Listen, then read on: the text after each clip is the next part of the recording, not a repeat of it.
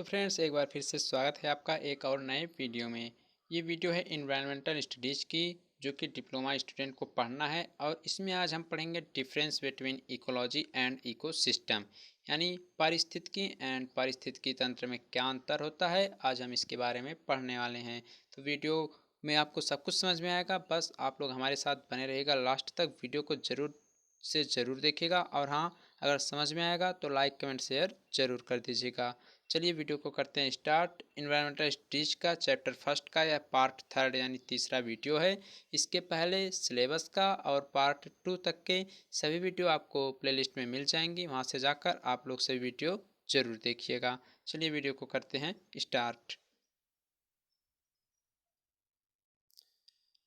तो यहाँ पर सबसे पहले इसमें पढ़ लेते हैं इन्वायरमेंटल स्टेज में नेचर ऑफ इकोसिस्टम। इकोसिस्टम की जो प्रकृति होती है, यानी पारिस्थितिकी तंत्र की जो प्रकृति होती है वो क्या होती है। उसके बाद हम नीचे देखेंगे difference between ecology and ecosystem के बारे में। तो सबसे पहले देखते हैं नेचर ऑफ इकोसिस्टम। पारिस्थितिकी तंत्र की जो प्रकृति होती है, नेचर होती है, वो कैसी होती है। जैसा कि आप लोग ये जानते हैं कि जो रासायनिक तत्व का चक्रीय प्रवाह होता है वो सभी जीवों के लिए आवश्यक होता है।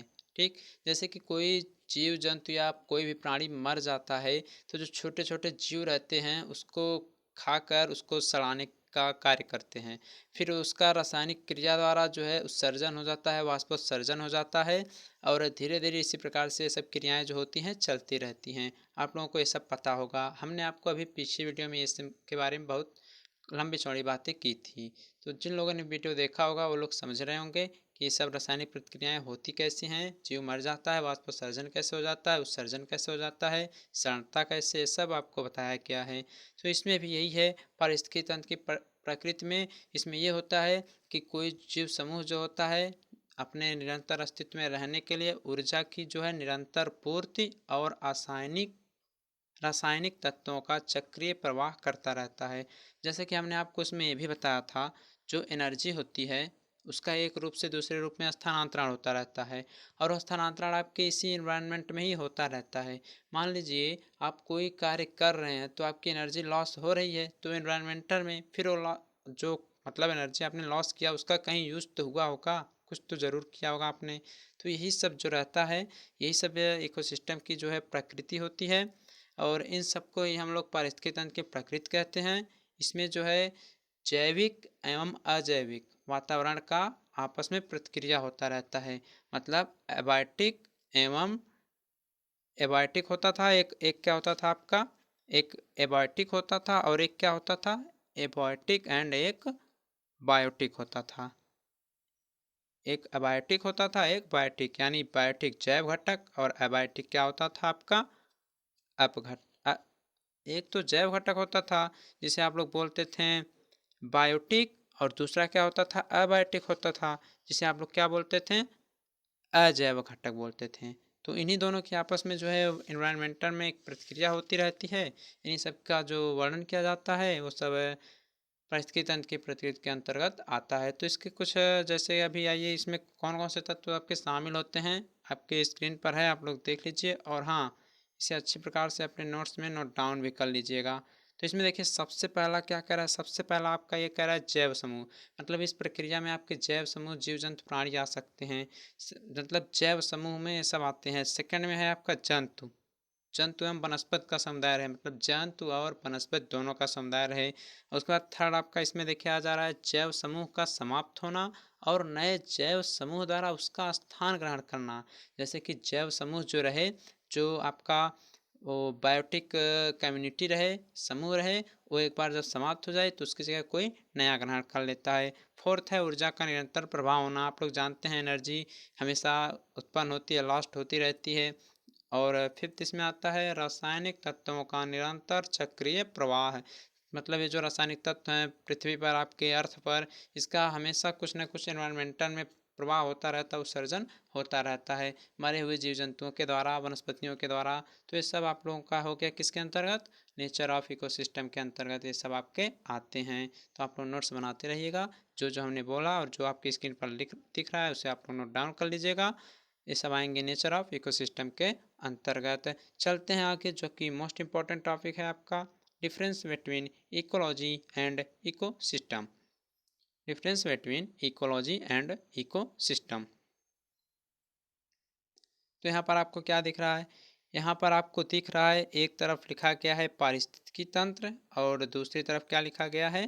पारिस्थितिकी।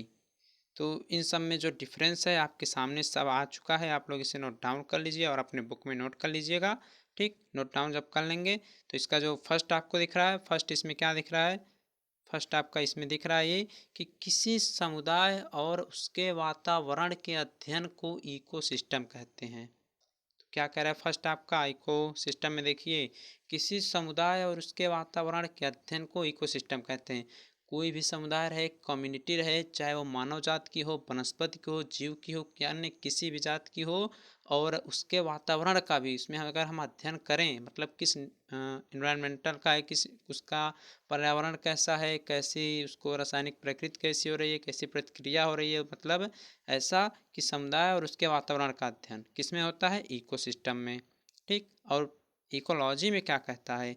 इकोलॉजी आपका ये कहता है कि जीवों के आपसी व भौतिक वातावरण के संबंधों का अध्ययन। जीवों का समुदाय नहीं, आपस का, जैसे दो जीव हैं उनके आपस का संबंध और उनका जो भौतिक वातावरण रहे, उसमें क्या था? पूरा वातावरण था। इकोसिस्टम में पूरा वातावरण था, लेकिन पारिस्थितिकी में क्या कर रहा है? कह रहा है कि भौतिक वातावरण, इसका जो अध्ययन होता है वो किसके अंतर्गत होता है? इकोलॉजी के अंतर्गत। अब इसमें सेकंड पॉइंट आप देखिए, इकोसिस्टम में ये कह रहा है जैविक व अजैविक तत्वों की आपसी निर्भरता को देखा जाता है। मतलब जो इकोसिस्टम होता है उसमें बायोटिक एंड अबायोटिक के आपस में निर्भरता, जो उनकी निर्भर, जैसे आपस में वो एक दूसरे पर निर्भर रहते हैं, उनको इसके माध्यम से अध्ययन हम कर लेते हैं। लेकिन जो पारिस्थितिकी होता है, इकोलॉजी होता है, उसमें क्या होता है? उसमें जीव और पर्यावरण, जीव और पर्यावरण, जैसे कोई जीव है उसका पर्यावरण पर कैसा प्रभाव पड़ रहा है, कैसा संबंध है दोनों के बीच, उसका अध्ययन हम करते हैं किसमें? इकोलॉजी में। थर्ड पॉइंट इसमें आपका आता है, इकोसिस्टम में जीव पर्यावरण व ऊर्जा का प्रभाव करते हैं। मतलब जो इकोसिस्टम में होता है उसमें जो जीव रहते हैं आपके, वो लोग इन्वायरमेंट एंड एनर्जी का प्रवाह करते हैं। मतलब एनर्जी लॉस्ट होती है, आती है, जाती है, उनका पर्यावरण पर जो है प्रभाव पड़ने लगता है। लेकिन इकोलॉजी क्या कहता है? इकोलॉजी ये कहता है कि इसमें केवल जीव एवं पर्यावरण रहते हैं। मतलब पर्यावरण तो रहेगा ही और जीव रहेंगे, उन पे क्या प्रभाव पड़ रहा है, क्या प्रभाव नहीं पड़ रहा है, इसका कोई भी वर्णन नहीं होगा इकोलॉजी में। लेकिन वही बात अगर इकोसिस्टम में कही जाए, इकोसिस्टम में कही जाए तो इसमें यह रहा है कि इनके प्रभाव का या इनके प्रवाह का वर्णन होता है। तो आपको समझ में आ गया होगा difference between ecology and ecosystem. तो फ्रेंड्स, अगर अच्छा लग रहा होगा तो लाइक, अगर अभी तक आपने नहीं किया तो कर दीजिएगा। अपने एक ही, अगर जितने लोग देख रहे होंगे अपने केवल एक ही फ्रेंड्स के पास शेयर कर दीजिएगा, लेकिन कर जरूर दीजिएगा। तो इस क्रम में चलते हैं हम थोड़ा और आगे, और समझ लीजिए अगर यह क्वेश्चन पूछा जाएगा तो 5 नंबर से कम में यह नहीं आएगा। चलिए आगे चलते हैं। आगे है food chain in ecosystem. Ecosystem में फूड चेन मतलब खाद्य श्रृंखला होती है। जो पारिस्थितिकी तंत्र में एक खाद्य श्रृंखला होती है वो कैसे होती है, आइए उसको हम समझते हैं। जैसे कि आप लोग समझते हैं कि एक जीव का जो दूसरे जीव द्वारा उपभोग करते हैं वो एक क्रम से होता रहता है। जैसे कि अगर मान लीजिए घास है, उसे टिड्डा खाएगा, टिड्डे को मेढक खा लेगा, मेढक को सांप खा लेगा, सांप को मोर खा लेगा, मोर को अन्य कोई प्राणी खा लेगा। इस प्रकार से प्रक्रिया जो है चलती रहती है। तो यही सब जो है फूड चेन के अंतर्गत आते हैं। जैसे कि मान लीजिए हरा पौधा जो है सौर ऊर्जा द्वारा प्रकाश संश्लेषण करता है और वह क्या करता है? भोजन का निर्माण करता है। और जो है हरे पौधे को कौन खा लेता है? हरे पौधे को कौन खाता है? आपका जो शाकाहारी जंतु जो होते हैं वो लोग खाते हैं, जो प्राथमिक उपभोक्ता के अंतर्गत आते हैं, प्राइमरी कंज्यूमर के अंतर्गत जो आते हैं। ठीक, और जो उन्हें हम किस रूप में वो लोग भोजन के रूप में ग्रहण करते हैं। यानी एक छोटा सा पौधा है, सूर्य से वह अपनी रोशनी को प्राप्त कर रहा है, ठीक, और यह अपना भोजन बना रहा है। ठीक, भोजन बना रहा है, इसको खा ले रहे हैं आपके शाकाहारी जीव, इसको खा रहे हैं आपके जो प्राथमिक कंज्यूमर होते हैं वो जीव, इसको अपने भोजन के रूप में ग्रहण कर रहे हैं।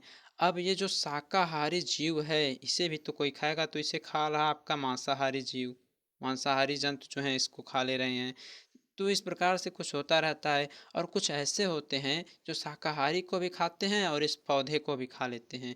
तो यही सब जो होता है फूड चेन होता है। तो फूड चेन हम बना रहे हैं, आप लोग नोट डाउन जरूर करिएगा। यहाँ पर देखिए फूड चेन हम लिख रहे हैं और बना भी रहे हैं, आप लोग नोट डाउन करिएगा। ठीक, सबसे पहले आपका आएगा यहाँ पर घास। ठीक, उसके बाद इसको खाएगा कौन? इसको खाएगा आपका टिड्डा। क्या खाएगा? इसको टिड्डा खा लेगा। लिख लीजिएगा आप लोग। ठीक, टिड्डे को मान लीजिए खा लेगा कौन? मेढक। टिड्डे को खाएगा कौन? मेढक खा लेगा। मेढक को कौन खा सकता है? मान लीजिए कोई भी प्राणी, मान लीजिए सांप ही आपका खा लेगा। ठीक, और फिर सांप को कौन खा लेगा? मान लीजिए सांप को कौन खा लिया? मोर खा लिया। तो आप लोग ऐसे सारणी बना लीजिए। और जो घास है ये तो आपका उत्पादक के अंतर्गत आएगा, यहीं से आपका उत्पादन प्रारंभ हुआ, भोजन आपका मिला। और जो टिड्डा है ये आपका प्राथमिक उपभोक्ता है। क्या है ये आपका प्राथमिक उपभोक्ता है। कौन? टिड्डा। इसी प्रकार से क्रिया आगे चलती रहेगी। उसके बाद मेढक कौन सा है? मेढक जो है वह द्वितीयक उपभोक्ता है। उसी प्रकार सांप क्या है? सांप जो है वह तृतीय उपभोक्ता है। ठीक, उसके बाद मोर जो है यह सबसे ऊंचे वाला उपभोक्ता है, लेकिन इससे भी ऊंचे ऊंचे उपभोक्ता होते हैं। अभी शेर बाघ तो आपके बचे हुए हैं। तो यही सब जो है फूड चेन है, आप लोग इसे नोट डाउन कर लीजिए। अभी इसका हम देखते हैं वो क्या बोलते हैं टाइप्स, मतलब कि टाइप्स ऑफ फूड चेन्स, कितने प्रकार से वो प्राणियों को खा लेते हैं, शाकाहारी मांसाहारी जो सर्वाहारी होते हैं। तो सभी अभी आपको हम आगे बता रहे हैं, इसको पहले आप लोग नोट डाउन कर लीजिए। तो देखिए सबसे पहले आता है यहाँ पर types of food chain. Types of food chain में दो टाइप्स के होते हैं। फर्स्ट होता है चरण के आधार पर, यहाँ ए में लिख दीजिएगा, छूट गया हिंदी में, यहाँ लिख दीजिएगा चरणों के आधार पर। किसके आधार पर? चरणों के आधार पर। तो इसमें सबसे पहले आता है third step food chain, second आता है four step food chain and third आता है फिफ्थ स्टेप फूड चेन। तो सबके बारे में थोड़ा थोड़ा जानेंगे, आपको भी बताएंगे और आप लोग नोट डाउन भी करिएगा। ठीक, तो सबसे पहले थर्ड स्टेप फूड चेन को समझते हैं। किसको? Third step food chain. देखते हैं थर्ड स्टेप फूड चेन में क्या आता है। तो थर्ड स्टेप फूड चेन ये जो होता है, इसमें जो रहते हैं क्या बोलते हैं शाकाहारी पौधे, इसका जो चेन बनता है वो कुछ इस प्रकार बनता है, आप लोग भी बनाइएगा। यानी शाकीय पौधे जिसे शाकाहारी जंतु खा सकें, तो शाकीय पौधे रहेगा सबसे पहले रहेगा। उसके बाद इसको खा लेगा हिरन। ठीक, उसके बाद हिरन को खा लेगा कौन? आपका खा लेगा शेर। तो इस प्रकार से आपका ये थ्री स्टेप फूड चेन बन जाएगा, इसको आप लोग नोट डाउन कर लीजिए। ठीक, उसके बाद चलते हैं four step food chain. Four step food chain क्या होती है? फोर स्टेप फूड चेन क्या होता है? इसमें तो घास आएगा सबसे पहले, फिर इसमें आता है टिड्डा, उसके बाद फिर उसके बाद इसमें आएगा आपका मेढक, फिर मेढक के बाद इसमें जो आएगा वो आएगा पक्षी। यानी घास को टिड्डा, टिड्डा को मेढक और मेढक को अन्य पक्षी जीव जंतु खा लेंगे। तो ये गया फोर स्टेप फूड चेन के अंतर्गत। तो जब भी आएगा आपके एग्जाम में कि फूड चेन होता क्या है, टाइप्स कितने होते हैं, तो थर्ड स्टेप लिख कर आप उसके सामने लिख लेंगे, और फोर स्टेप लिखेंगे तो उसके सामने कुछ इस प्रकार लिखेंगे। आगे चलते हैं fifth step food chain. Fifth step food chain में आएगा क्या? घास आएगा। देखिएगा जैसे लिखा जा रहा है वैसी तरह लिखिएगा, नहीं तो आप लोग कंफ्यूज भी हो जाएंगे और समझ में नहीं आएगा। फिर टिड्डा आएगा, फिर आएगा आपका क्या? फिर आएगा आपका मेढक आएगा। मेढक के बाद यहीं थोड़ा हम नीचे लिख दे रहे हैं, सांप आ जाएगा। ठीक, उसके बाद सांप के बाद क्या आ जाएगा? सांप के बाद यहाँ आगे लिख दे रहे हैं मोर आएगा। एरो विशेष ध्यान दीजिएगा। तो इस प्रकार से ये जो है ये फिफ्थ स्टेप फूड चेन के अंतर्गत आ जाएगा। तो फ्रेंड्स इसी प्रकार से आपको सब कुछ पढ़ना है, लिखना है, नोट्स बनाते रहना है, क्योंकि नोट्स अगर नहीं बनाएंगे तो एग्ज़ाम के समय आपको पढ़ने में प्रॉब्लम होगी। अगर नोट्स रहता है तो कोई भी प्रॉब्लम नहीं होगी। चलिए आगे चलते हैं अब। तो इसमें फर्स्ट में जो हो गया चरण के आधार पर, और सेकंड देखते हैं किसके आधार पर? प्रोड्यूसर जो होते हैं आपके उत्पादक होते हैं। क्या होते हैं? प्रोड्यूसर जो होते हैं उत्पादक होते हैं, उनके आधार पर कैसे होता है, आइए समझते हैं। प्रोड्यूसर का मतलब क्या होता है? प्रोड्यूसर का मतलब उत्पादक, यानी जो उत्पन्न करता है उसके द्वारा क्या क्या आता है। तो इसमें भी दो टाइप होते हैं। फर्स्ट होता है प्री प्रेडेटर या ग्रेजिंग फूड चेन, जिसे आप लोग बोल सकते हैं, हिंदी में आप लोग लिख लीजिएगा शिकारी अथवा शाकवर्ती खाद्य श्रृंखला। शिकारी अथवा खाद्यवर्ती अथवा शाकवर्ती खाद्य श्रृंखला। ठीक, तो इसको समझते हैं, इसके अंतर्गत क्या आता है। फर्स्ट टाइप समझिएगा, हिंदी भी हमने बोल दिया है, आप लोग नोट डाउन कर लीजिए। आप लोग कहते हैं आप हिंदी में नहीं बताते हैं, लेकिन आप लोग सोचते हैं कि हमें सब कुछ लिखा हुआ मिल जाए। आप लोग हमारी बातों को नहीं सुनते हैं। नहीं तो आपको हिंदी पूछना नहीं पड़ता, हम तो लिखा केवल इंग्लिश में गया, लेकिन बोल तो हिंदी में ही रहे हैं, तो हिंदी आपको समझ में आ रहा होगा। तो इसमें कैसे कैसे क्या होता है। तो जो प्री प्रेडेटर या ग्रेजिंग फूड चेन होता है, इसमें जो है आपके हरे पौधों से आरंभ होती है। यह श्रृंखला जो होती है वह हरे पौधे से मतलब प्रारंभ होती है। किससे? हरे पौधे से प्रारंभ होती है। और इन्हें जो चरने वाले यानी जो ग्रेज करते हैं शाकाहारी जंतु इसका उपभोग करते हैं। ठीक, किसका? जो हरे पौधे होते हैं। हम क्या बोल रहे हैं आप लोग नोट डाउन करिए। इस प्रकार की खाद्य श्रृंखला में हरे पौधे से आरंभ होती है और इन्हें चरने वाले शाकाहारी जंतु इसका उपयोग करते हैं और ये स्वयं मांसाहारी जंतुओं को शिकार बनाते हैं। और ये स्वयं जो हैं मांसाहारी जंतुओं का शिकार बनते हैं। ठीक, मतलब ये जैसे हिरन हो गया, ठीक, या गाय भैंस कुछ भी हो गई, वो जो है हरे पौधे से अपना पेट भरेगी, उसके बाद एक किसका शिकार बन जाएंगी? शेर का बन जाएंगी, बाघ का बन जाएंगी, लोमड़ी का शिकार हो जाए कर मतलब हो जाएंगी। जैसे लोमड़ी इन लोगों का शिकार कर लेगा। तो इसमें यही हुआ कि इस प्रकार की खाद्य श्रृंखला जो है हरे पौधों से आरंभ होती है और इन्हें जो चरने वाले शाकाहारी जंतु होते हैं इसका उपयोग करते हैं और ये जो है मांसाहारी जंतुओं का शिकार बन जाते हैं। तो इसके अंतर्गत ये आ जाएगा। और ये जो फूड चेन होती है किस पर आधारित होती है? सौर ऊर्जा पर। यानी जो सबसे पहले सौर ऊर्जा आएगी, पेड़ पौधों पर गिरेगी, अपना पेड़ पौधे जो है अपना भोजन करेंगे, तो उस जो भोजन कर लेंगे, पेड़ पौधे तैयार हो जाएंगे, तो उसे जीव जंतु खाएंगे और जो जीव जंतु खा लेगा उस जीव जंतु को मांसाहारी जीव जंतु खा लेंगे। तो हमने बोल दिया है, आप लोग लिख भी लेंगे, लिखने के साथ साथ आप लोग समझ भी गए होंगे। इसका सेकंड आता है आपका, एक है सैप्रोफाइटिक या डेट्रीट्यूट्स डेट्रिटस फूड चेन। यानी हो गया इसका अर्थ मृतजीवी। सैप्रोफाइटिक यानी मृतजीवी अथवा अपवार्धी खाद्य श्रृंखला। डेट्रिटस फूड चेन अपवार्धी खाद्य श्रृंखला। तो इसको भी थोड़ा हम समझते हैं क्या होता है, इसको भी जरा देखते हैं। ये जो श्रृंखला होती है यह मृत कार्बनिक पदार्थ। कैसे?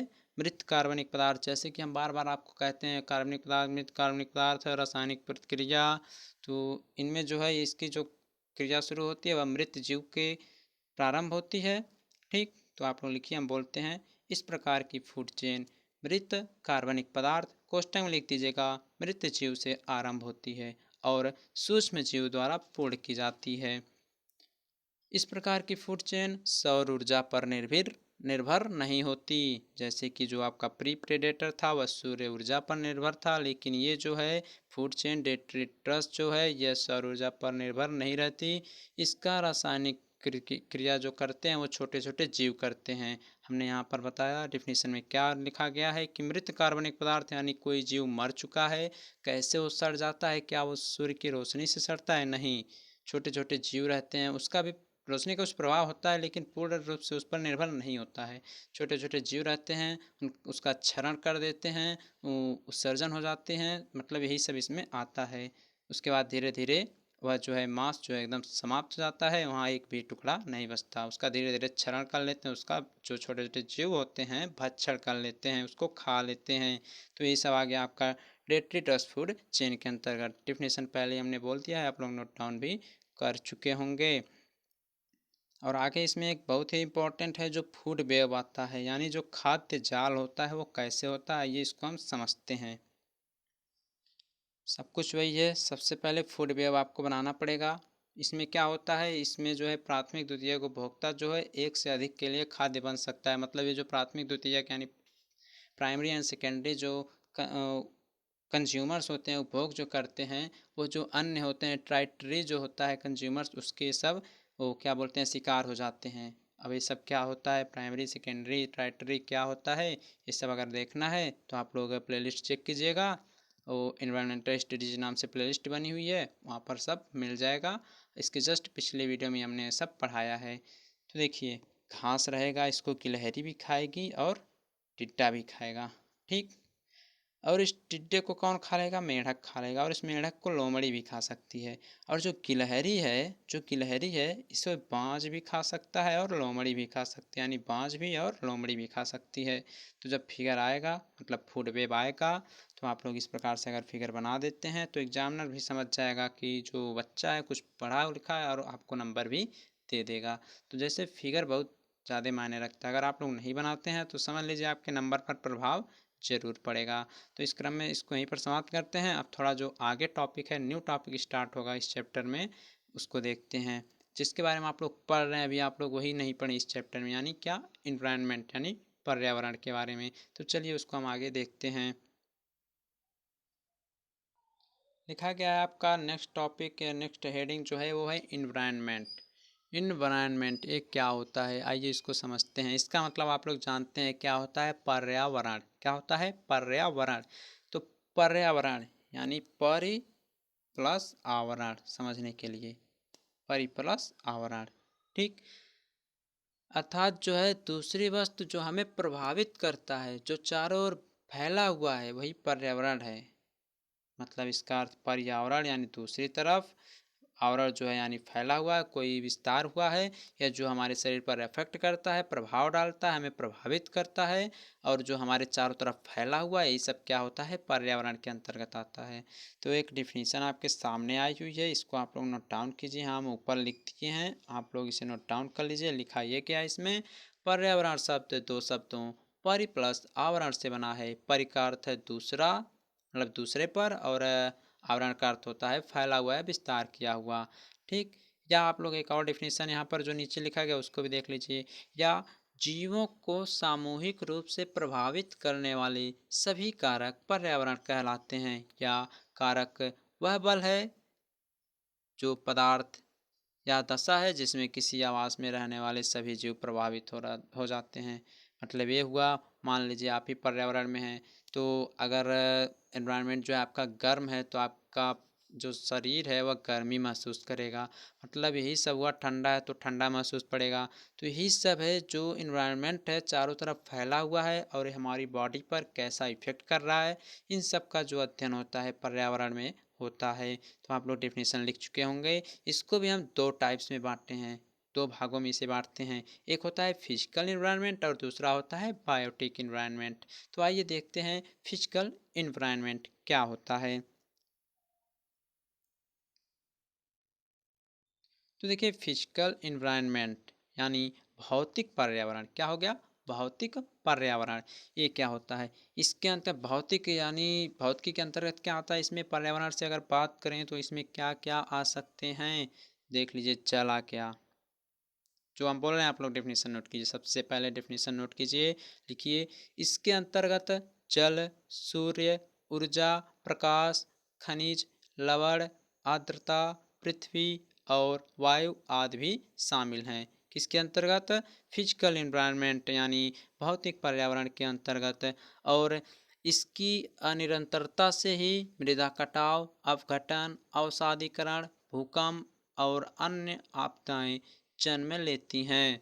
मतलब कैसे जन्म लेती हैं, अनिरंतरता के कारण। किसके अनिरंतरता के कारण, जल, सूर्य, ऊर्जा, प्रकाश, खनिज, लवण, आर्द्रता, पृथ्वी, वायु आदि।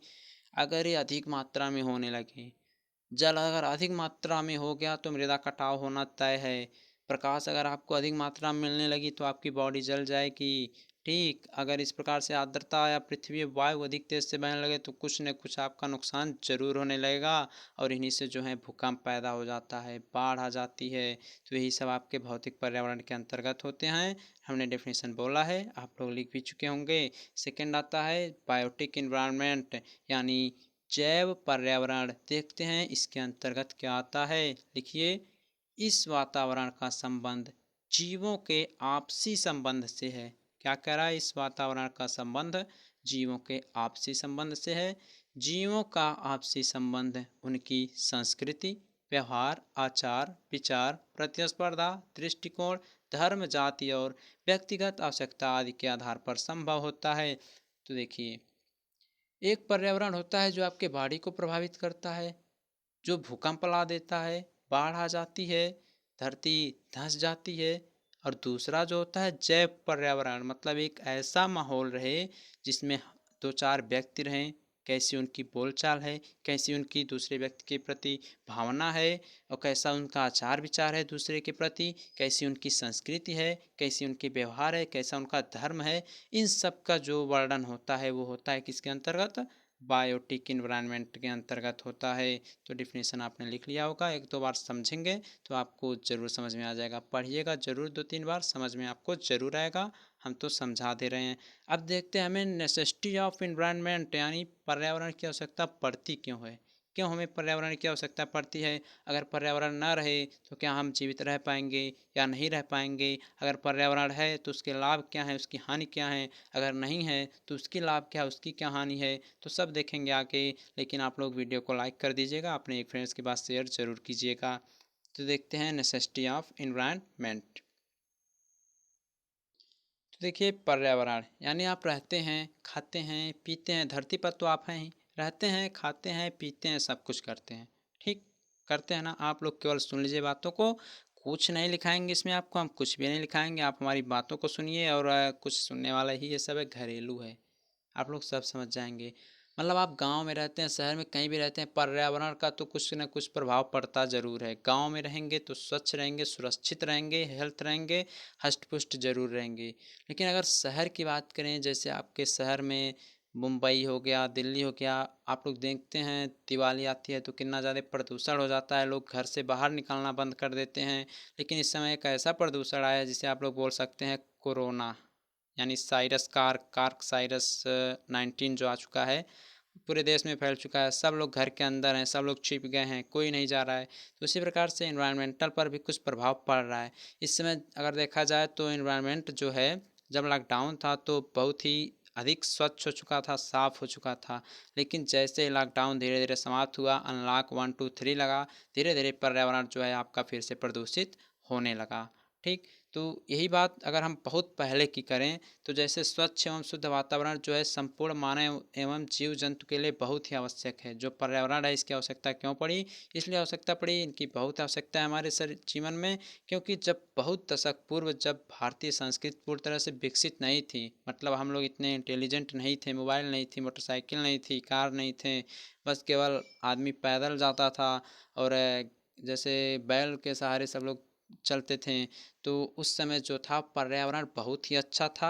ठीक, और जीव जंतु जो थे उनकी लाइफ जो है वो भी लगभग 100 साल तक हो जा, सब लोग 100 साल, 110 साल, 120 साल तक जीवित रह लेते थे, पहले के समय की बात कर रहे हैं। लेकिन अब क्या है, 60 70 प्लस होते होते आदमी को कोई बीमारी हो जाती है और सब मर जाते हैं, और सब लगभग बीमारी के कारण ही मर रहे हैं। तो यही सब पर्यावरण का है। मतलब उसको और आगे समझते हैं।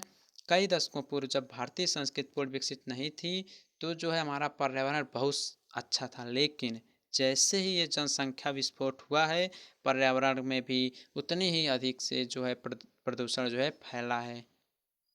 जैसे जैसे जनसंख्या बढ़ी है, जनसंख्या विस्फोट हुई है, हर प्रकार की डिजिटल सब सामानें आ चुकी हैं, मोटरसाइकिल, वाहन इत्यादि आ चुके हैं, वो उतना ही हमारे पर्यावरण को नुकसान कर रहे हैं। और इसे दूर करने के लिए जो है रोज़ नए नए उपाय सोचे जा रहे हैं, पेड़ लगाए जा रहे हैं।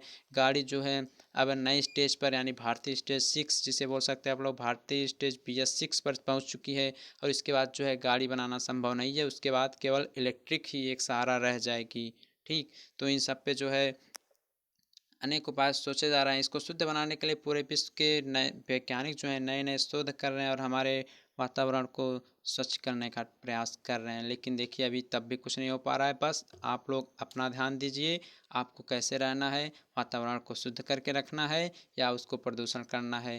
तो यही सब है नेसेसिटी ऑफ इन्वायरमेंट, हमें पर्यावरण की आवश्यकता क्यों पड़ती है। पर्यावरण नहीं रहेगा तो समझ लीजिए हम लोग जीवित भी नहीं रह पाएंगे, हमें ऑक्सीजन नहीं मिलेगा, बहुत से कारण हैं। तो यही सब जो हमने बताया, अगर हमारी बातों को आप सुने होंगे तो ज़रूर लिख लेंगे। तो फ्रेंड्स, आज की वीडियो को यहीं पर समाप्त कर देते हैं।